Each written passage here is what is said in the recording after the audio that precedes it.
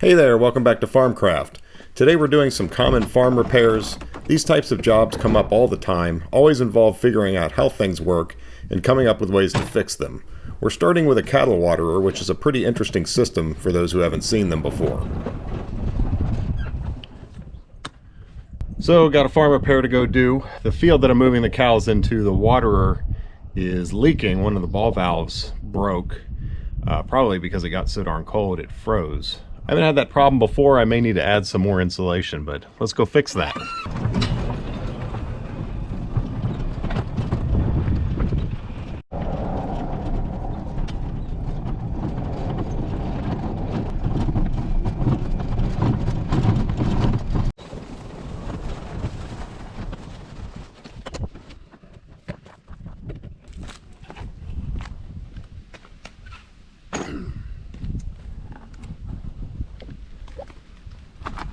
This is our cattle waterer. These things work basically like a toilet tank. This is the float, and inside here there's a valve, basically just a piece of rubber and an orifice, and when the float comes up it just closes. So it fills up to a certain point when the water's on and then stops. And the cattle have access through these holes to the water. There's some floats that float on top of it that they push out of the way, and that helps keeps it from freezing and getting too hot in the summer and just getting junk in it. The problem is this valve right here that controls it is broken, as you can see, and I need to replace that valve.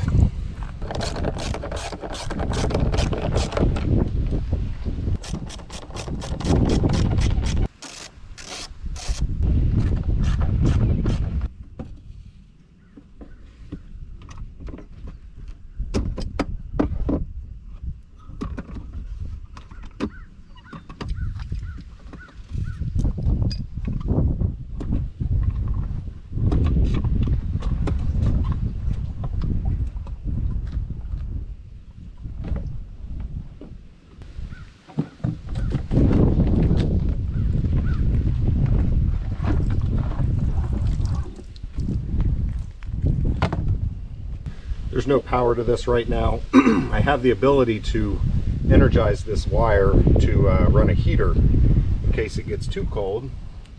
Now here's the problem. Some idiot forgot to turn the water off. So the question is, do I want to get soaked doing this or not? Yeah, I think I could do it. It's all the way across the farm to turn off the water.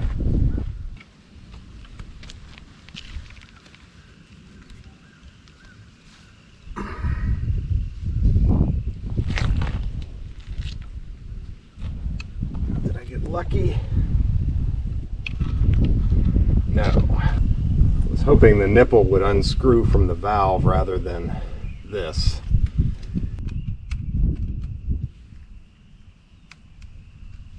There it goes.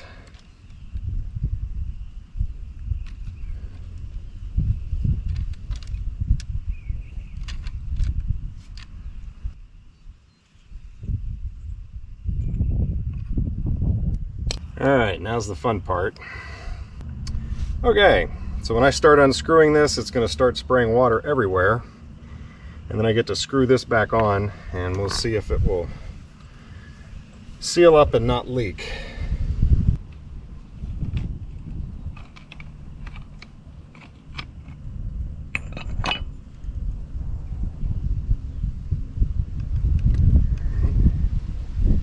Spin easy enough.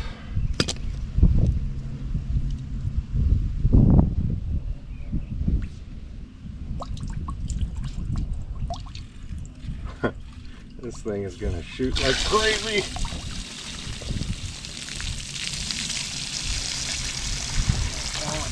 It occurred to me at the last minute that opening the valve before I put it on is going to make things go a lot easier for me.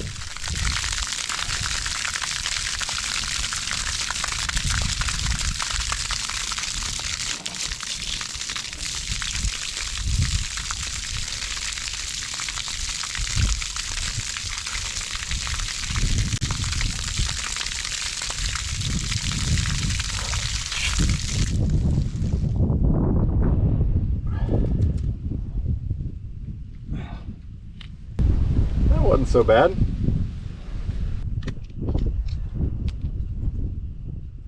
Huh.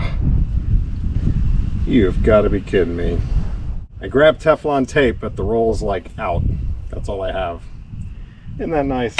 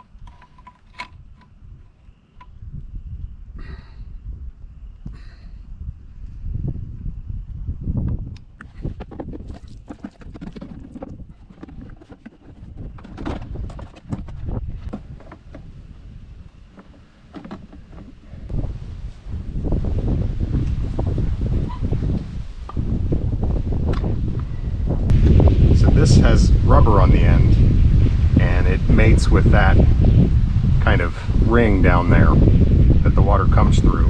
So if you push on that with any force, then the water flow is going to stop. And this just basically acts like a lever pushing on that.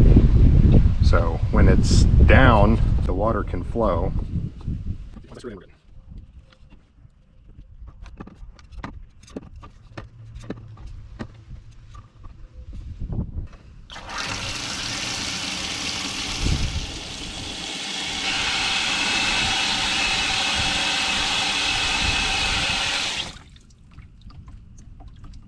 Just making sure I don't have any leaks on these upper fittings. And looks like it's doing well. So this guy goes back on there, kind of diverts all the water downward.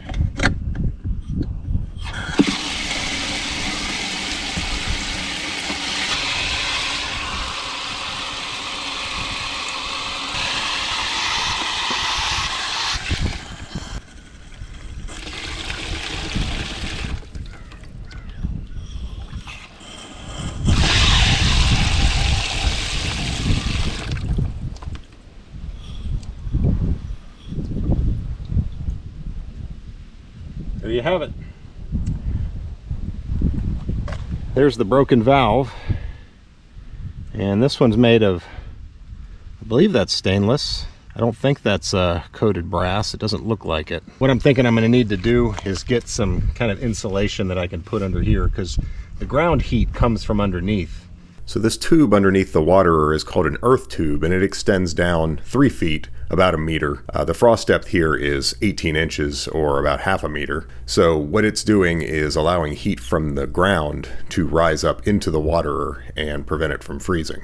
It works pretty well, but a few years back we had a winter where it got down to -14 Fahrenheit, that's -25 C, and I think that's when this happened. The whole box is insulated, but if I put something here, especially in the winter, that'll keep the heat concentrated around this area and prevent it from freezing.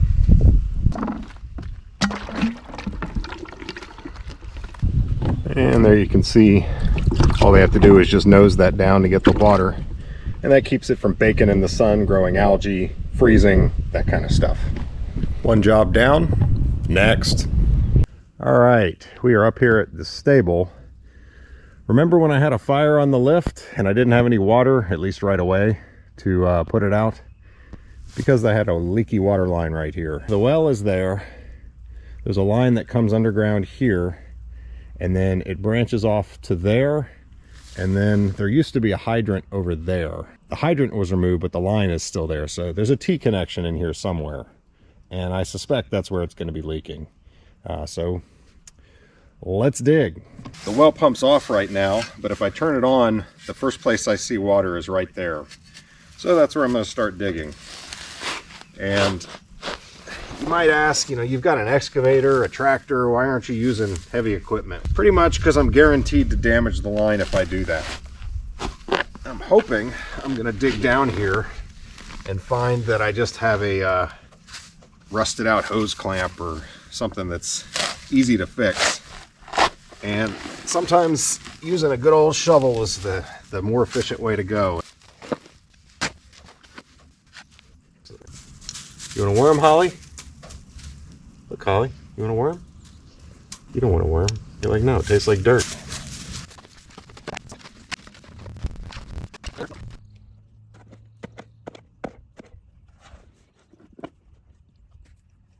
So that's an electric line. There used to be out in this field here, I guess a light or something. And it long since been removed, but when I moved in, that line was still hot. And I didn't just turn the breaker off, I actually pulled it out of the panel because, yeah, I don't want it getting energized. It was just terminating over there into a wire nut in the middle of that field.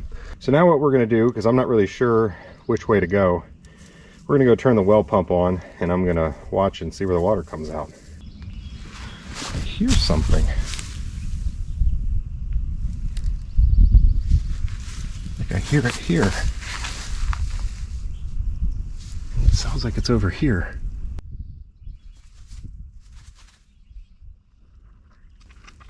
There it goes. Okay. Oh.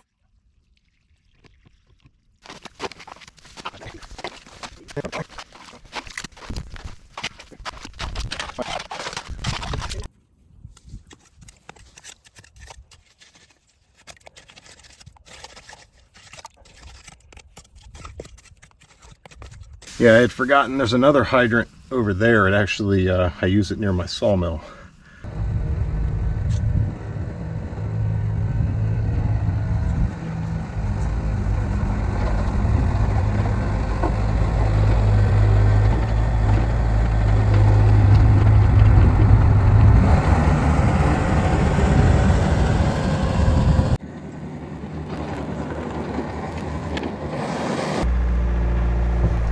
Now that I've got the line exposed, if I'm careful, I ought to be able to use the excavator without breaking it.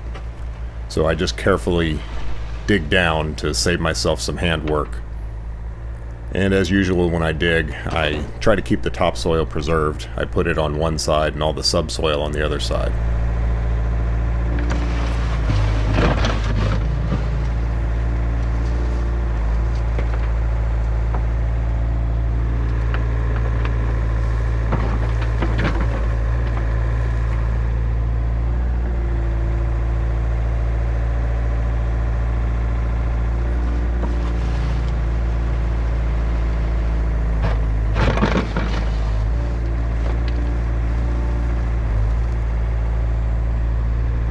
Slow and steady is the name of this game. It's so easy to get greedy and just dig a little too deep. And I've got Jennifer standing there watching for me to help keep me in check.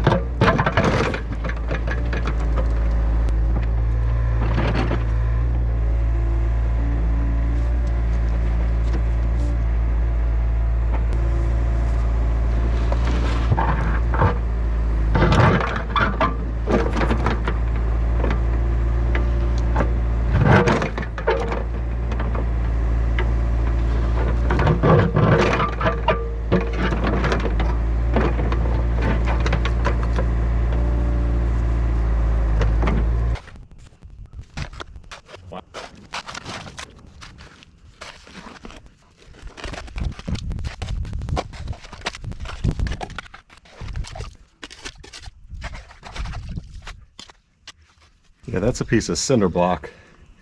They put that there deliberately to support that joint. Most farms have water lines all over the place, whether it's watering crops, water hydrants, cattle waterers, they're just everywhere. So this is a very common repair. I actually have another one I need to fix right now. There's a hydrant that rusted out near our garden.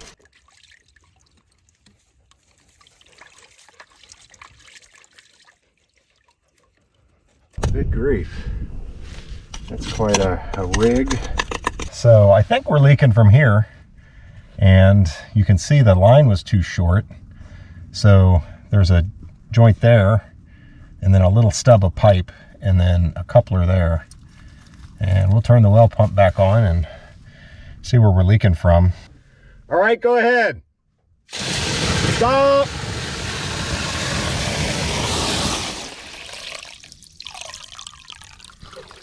Well, that's interesting. The whole bottom of this pipe split out. So yeah, gonna have to dig that back a little more, and we're gonna have to put a longer stub in here, maybe one that doesn't cause that to bend so much. Good grief, what a hack job. So I'm digging more to expose this line, thinking I'd cut it around here, and I find another hose clamp. Yet another joint.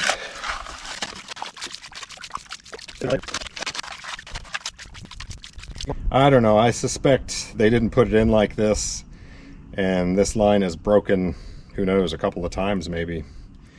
And hacks like me have repaired it. And you're about to see another hack job. There's another hose clamp right there. What is going on here? This guy ran out of pipe and used all his little pieces to finish this job. Had to be.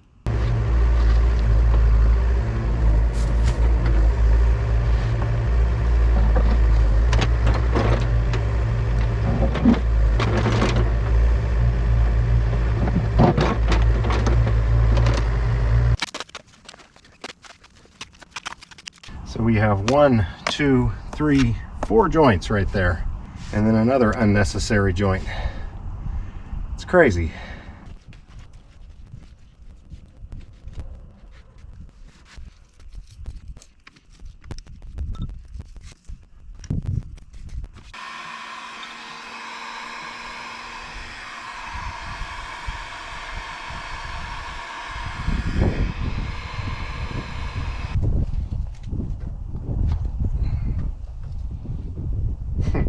Interesting, there's a thin wall pipe and a thick wall pipe, and the thick wall is the one that split. Well guys, apparently I just did the whole repair without hitting record, but you know, it's pretty straightforward.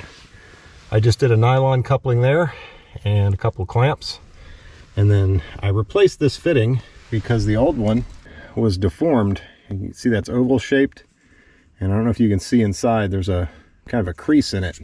There's a dent right there, like a rock or something had been pressed on it. So I wasn't confident that was going to work. I would have used another nylon one if I had one, but it turns out I had a brass one. I don't know what I bought it for, but it's there, so I used it. Used the heat gun to get it all together. Let it cool off after you've used the heat gun before you clamp it down. The plastic, when it's hot, is very malleable, and it will deform to whatever shape. And you don't want it to deform around the hose clamp. So, you know, get it into position, make sure it's cooled completely off to where it's very comfortable to touch, and then hose clamp it. On a bigger line, I would do 2 clamps per joint, but this 3/4 stuff works pretty well. So now you might wonder, I've still got this bend here.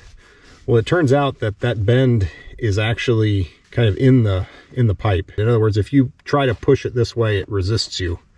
It doesn't want to go. Basically, I put it in its most comfortable, less strained position. So let's go turn the well pump on and see if we have any leaks.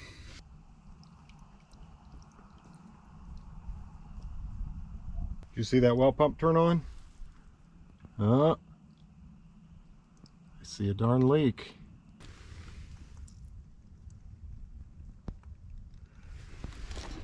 That does surprise me. These things don't usually do that.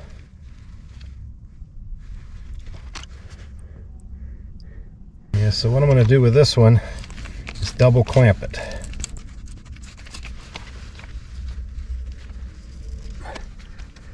Actually, just moving the hose clamp looked like it stopped it, but I'm still going to double clamp it.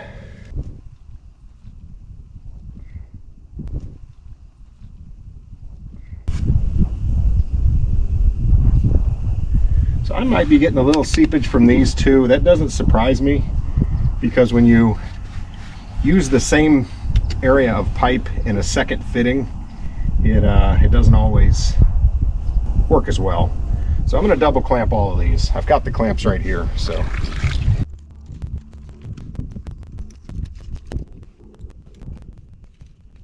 put the turn screw, the worm screw, on opposite sides, because that area tends to be flatter and doesn't fit the pipe as well as the metal band going around it. I think we're done. I'm getting my boot out. All right, we have no leaks. So let's just push the dirt back in, right? Nope. I'm gonna let this sit for 24 hours and just verify that I really don't have any leaks. And then I'm gonna go get some stone and work it underneath the pipe. Give it a good place to sit.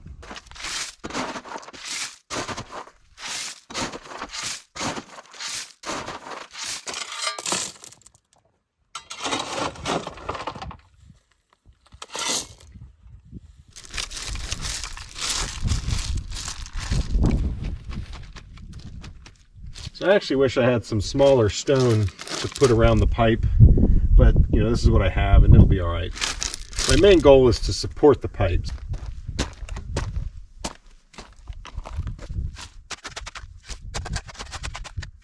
Just making sure I don't have any big rocks like that right up against the pipe.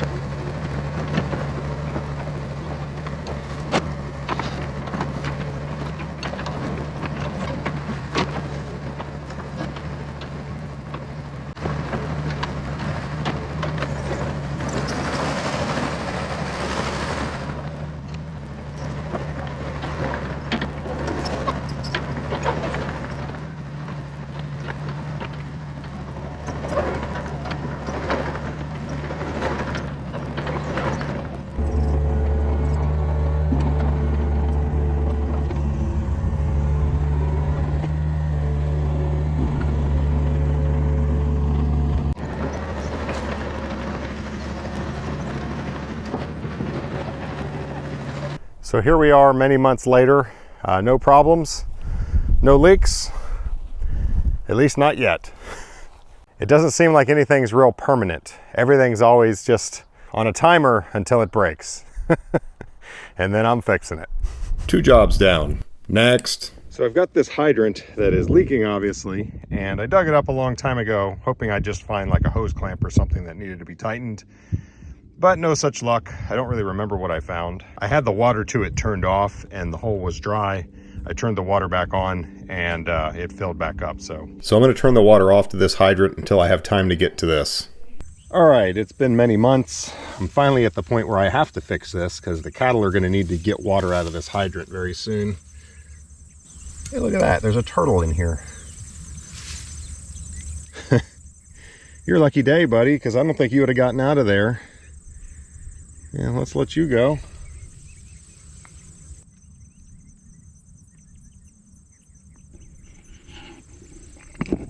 I've installed many of these hydrants, but I have limited experience trying to fix them.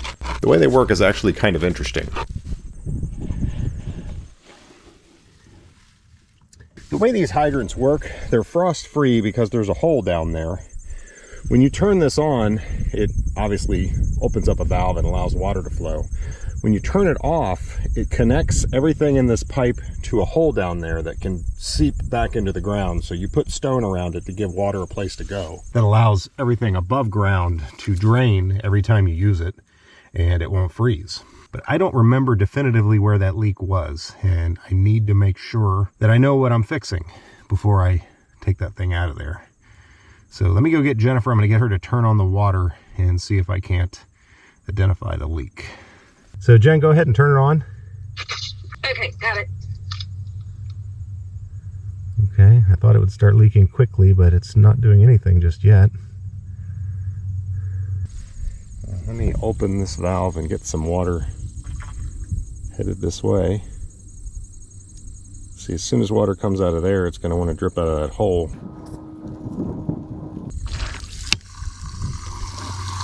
Yeah, so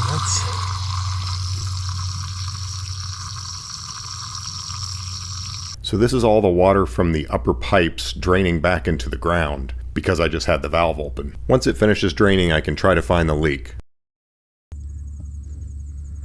Well, I can't tell for sure, but I think it's right in here.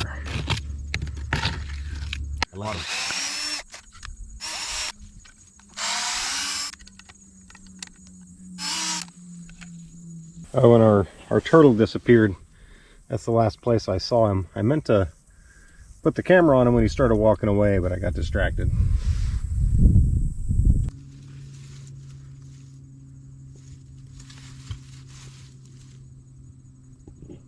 Yeah, she's leaking somewhere. Let me get this thing cleaned up and we'll identify it. So yeah, clean all the muck off the pipe, dry it out, and then you can find where the water's coming out, and it's actually coming out of that hole. So that's supposed to be sealed off right now, and it's not. So this is the hydrant failing. See if I can get that to unscrew and see if that's a replaceable seal or not. It always comes down to the seals. Damn seals.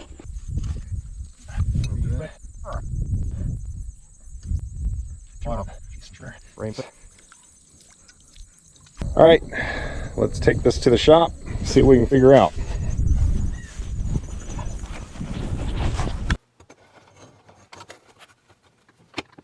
There you can see that hole.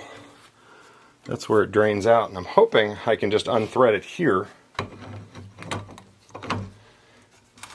Hey, look at that.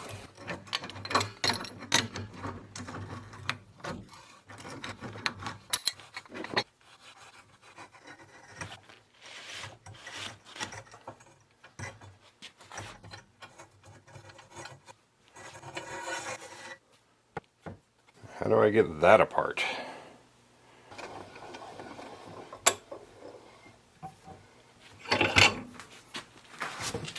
Huh. I just needed to pull it out. I'm probably going to have some trouble getting that threaded back in. Should have just pulled on it. Alright, well this is ridiculously simple. Let me get things cleaned up and I'll show you how this thing works. So this is nothing other than a rod with a rubber kind of funky shaped seal. What would that be? It's cylindrical and then a half sphere. All that happens is this moves up and down inside of this. Now this has a tear on it. That's probably the source of my leak. And you can also see wear lines in it where it's been in there for a while running up and down. It's possible I could just rotate this and it would work, but I will look and see if I can source a new seal rather than buying a whole new hydrant. When that's in there and the rod is pushed down, there is a shoulder there that it pushes against. That pushes against that shoulder and blocks the incoming flow of water. When you turn it on, the seal goes up, and when it goes up, it blocks this hole just on the side that gets in the way of that hole. So when you have it on, the water's flowing. All it does is it comes in here and goes out of the hydrant. Then when you turn it off, you block this flow of water. You expose that hole because this goes down past the level of the hole. So any water that's above it then drains out of the hole. That's it. Pretty simple. There's a face on the inside where that hole is, and it kind of produces some edges that may have damaged the seal. I'm thinking the side of the seal being damaged is not blocking the side hole, and that is what's causing the leak. But I'm not thinking it through entirely. That doesn't really make sense. Can you figure out why? So I'm going to reach it down in there with a needle file and knock those edges off as much as I can without damaging the face. And then for now, I'm just going to rotate this seal and make sure that the side hole is in a good position. And let's put it back together. I'm going to put a little bit of synthetic grease on it just to help. This will all wash off over time, but really I'm trying to get this thing working, and I'm not going to bury it again until I have confidence that my repair is going to hold for a while or I get a replacement.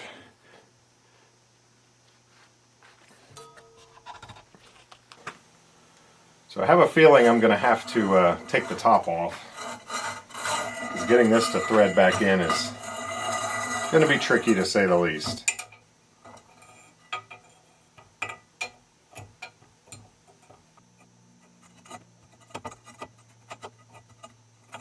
Trying to hit a hole while totally in the dark. Seems like I've done that before. This is silly. I'm not going to be able to get that together right. So, let's take that off of there.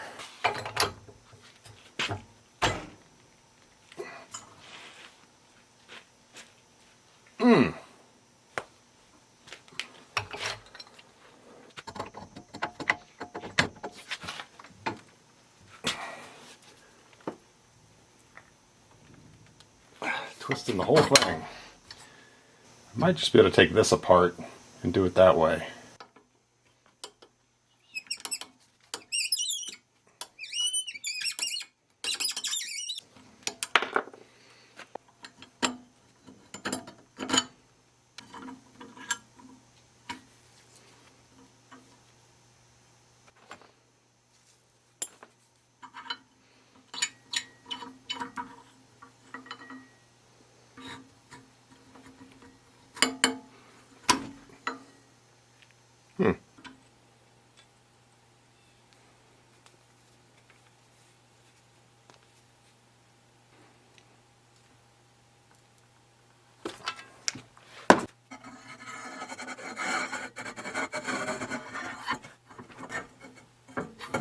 Got it. Putting on a little Teflon tape.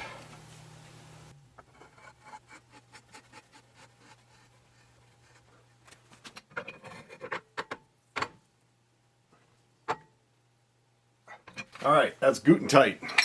Now all I got to do is put that handle back together. So now the only thing left to do is put this screw in, and that determines when it's closed, when it's open. Now I've got it pushed all the way down now, but I think a little more pressure down is probably in order. So I can see that's just barely moving down a little further. So I'm going to put the screw in right there. So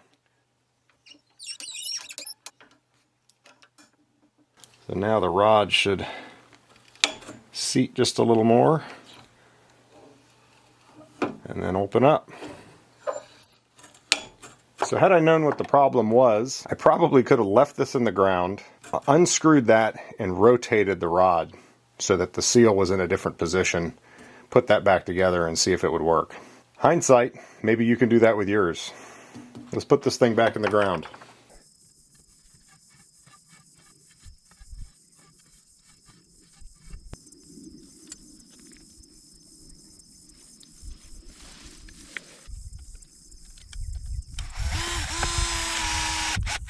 Alright, the water's on. So the question is there any water coming out of the hole? And the answer is no. So that's good. Alright, after letting that thing sit for a while, it's not leaking anymore. I don't know how long that's going to last. It would be possible to turn the water off and take this apart and do everything from above the ground without having to dig it up. Of course, I dug it up a long time ago, thinking I was gonna need to, but it turns out, you know, getting this off, I think I probably would have had to break it. That thing was on there so tight. So yeah, I'm not really sorry that I dug it out. It's not that big of a deal. But anyway, I am going to try to order some new ones, a new seal for it, so the next time this happens, I'll be ready and be able to fix it easily. So I've been thinking on this thing, and I realized that I got confused earlier, or just wasn't thinking it through. When it was leaking with the handle in the off position out of the hole, I was thinking it was the side of the plunger that was involved, but of course it's not. The side of the plunger only comes into play when the thing is fully open. It was leaking at the bottom where the water pressure comes in. Because the handle was in the closed position, there should be no water getting into the pipe. So any water that gets in when it's in the closed position is going to come out the hole. And I was just getting a tiny little bit of flow there. So it was leaking between the bottom of the seal here and the valve seat down in here. I probably could have fixed it by loosening this bolt and just increasing the down pressure on that seal. It's all kind of obvious once you see how it works, but before you know what's going on down there, it's not at all obvious. Later. So in spite of my efforts, this thing is actually leaking right there through the casting. So it's toast, need a new one. Yeah, I could probably grind that out and braise it, but that's just getting stupid. You might ask how this could have happened. Well, it's because we use this to water the cattle in the winter. So if the water is left on and it freezes, it's not a frost-free hydrant anymore. The casting's gonna break. So again, it's some idiot's fault. I really gotta fire that guy. All right, so we gotta get this guy out of here. In buying a new hydrant, I realized that an important thing to do is to check and see parts availability, to see if you can get a seal to replace it if your seal goes bad. So it's worth paying a little extra for that. You know, there's these name brand hydrants. I'm sure they're great, but they cost like 2.5 times as much as a cheaper one. And I just can't afford that. So I did get another cheap one, but I think I got it from Home Depot. I'm not sure, but I did verify that there are replacement seals available before I got it. So let's get this one out of here.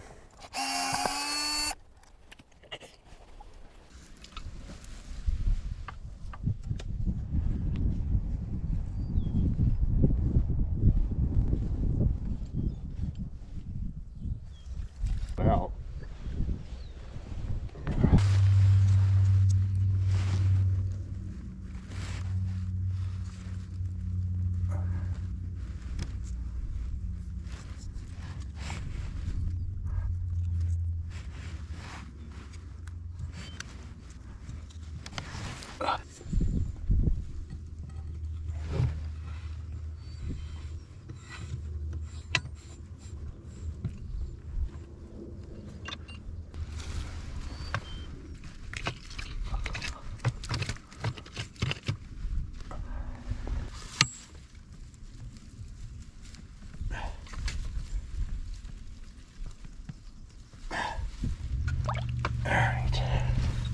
All right, there you go, new hydrant. Now I'll turn the water on and verify no leaks before I go filling that hole back in. And when I do fill it in, I'm going to use this gravel here to get up over the drainage hole, because that needs to be clear in order for it to be frost free.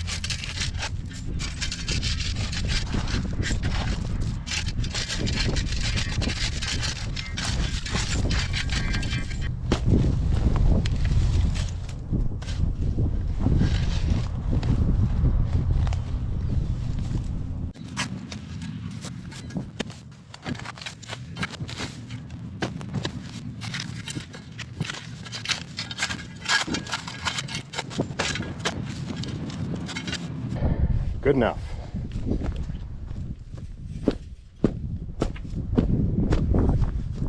Well, I was going to finish the video there, but I just saw that this wheelbarrow needs fixing too.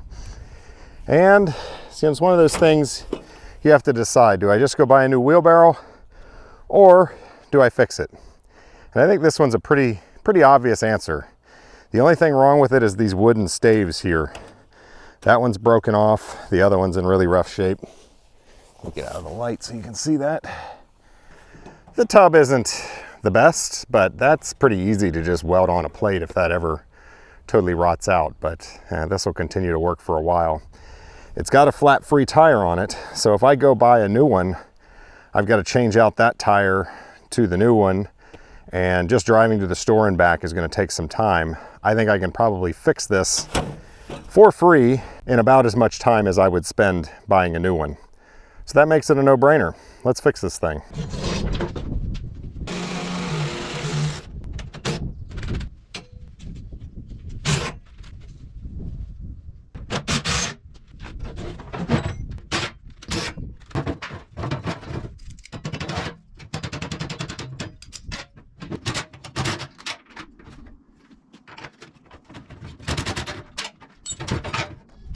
All right, I need 2 of these. This guy here is pretty rough too.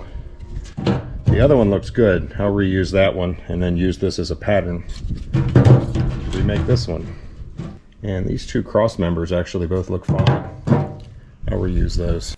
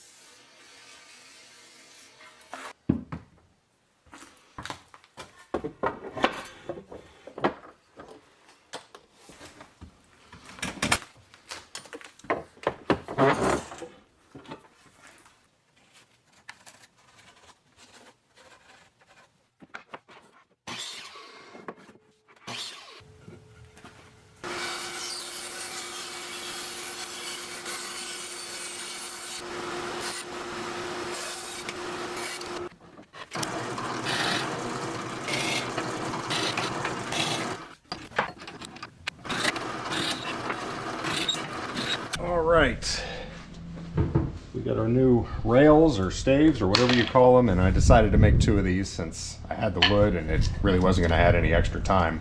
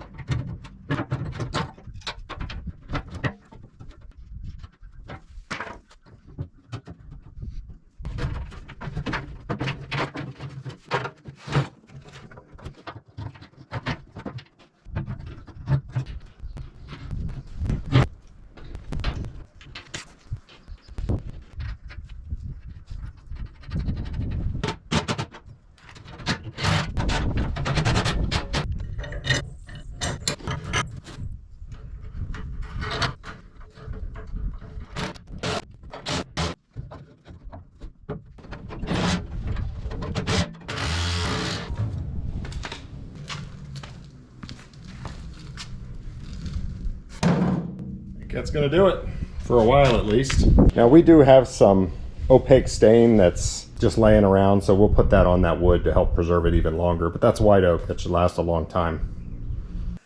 Well, there you go, guys. I got all those things fixed successfully in the end. Next time I attack a frost-free hydrant, I'll have a little more knowledge on what I'm doing, so that'll be helpful. And I hope that helps you guys when you have trouble with yours. I want to thank everyone who's ordered our new t-shirt. That's done really well, and Jennifer and I appreciate it. We're going to try to keep adding stuff to the merch store periodically, and we'll let you know. Don't forget to hit that like button, share, subscribe. None of that costs you anything, and it really helps out the channel. Thanks for watching. We'll see you on the next one. I'm going to go work on something else. You'll see it later. Here's Laurel. Here's me.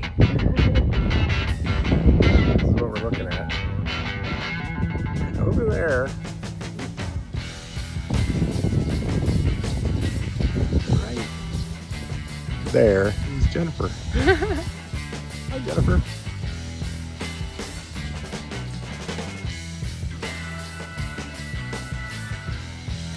That's not going anywhere.